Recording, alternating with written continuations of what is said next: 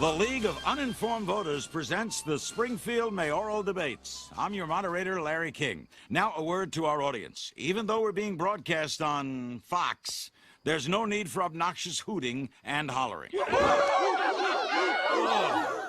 I hope that flu doesn't affect his performance out there. Don't worry. He's taken 1 million of these capsules. Oh. Sideshow Bob, Councilman Les Wyman says that you're not experienced enough to be mayor. Sir, what do you have to say about that? I'd say that Les Wyman ought to do more thinking and less whining. There's no Councilman Les Wyman. Good line, though. Mayor Quimby, you're well-known, sir, for your lenient stance on crime. But suppose for a second that your house was ransacked by thugs, your family tied up in the basement with socks in their mouths. You try to open the door, but there's too much blood on the knob. What is your question? My question's about the budget, sir. Oh.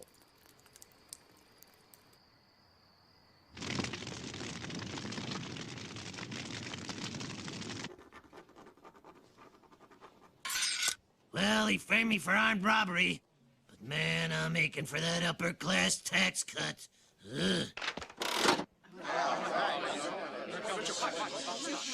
And the results are in for Sideshow Bob, 100%, for Joe Quimby, 1%. And we remind you there is a 1% margin of error.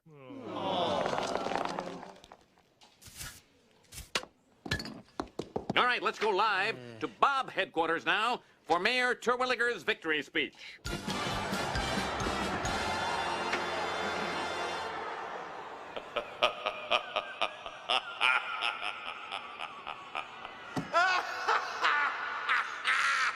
And just look how happy he is.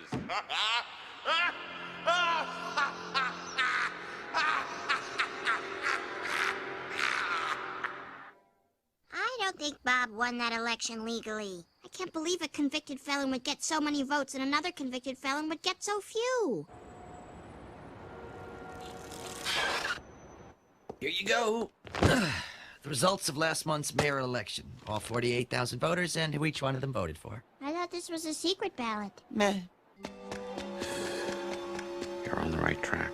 Follow the names. How the hell do you know?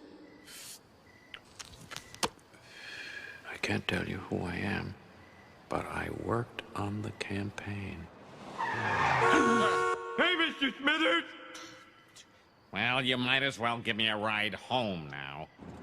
Never gone behind Mr. Burns' back before, but Sideshow Bob's ultra-conservative views conflict with my choice of lifestyle. All I can do is give you one name, Edgar Neubauer.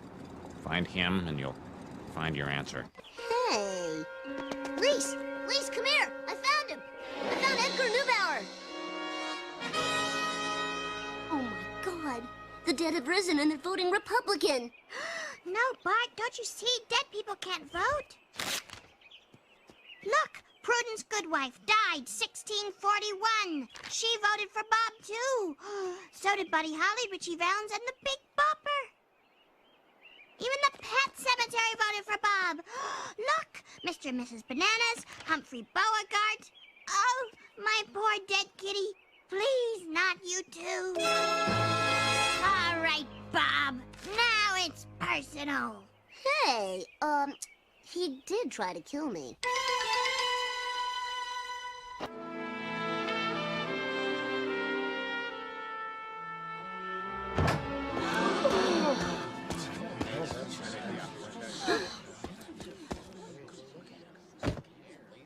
Mr. Mayor, is it true you rigged the election? No, I did not. Kids help. I have a plan. I think we can trap him.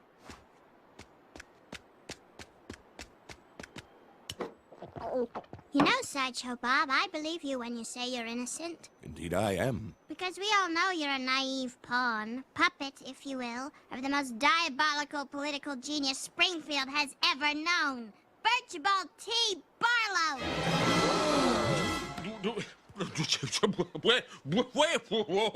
You don't have the intelligence to rig an election by yourself, do you? You were just Barlow's lackey. You were Ronnie to his Nancy. Sonny to his Cher. Bingo to his rest of the Beatles. Enough! Lies, lies, lies! I did it! I did it all! There.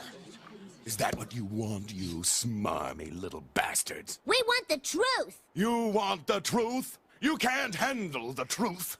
No truth handler, you. Bah! I deride your truth-handling abilities. Will you get to the point? Yes, only I could have executed such a masterpiece of electoral fraud. And I have the records to prove it. Here, just look at these.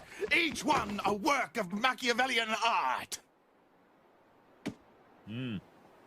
But why? Because you need me, Springfield.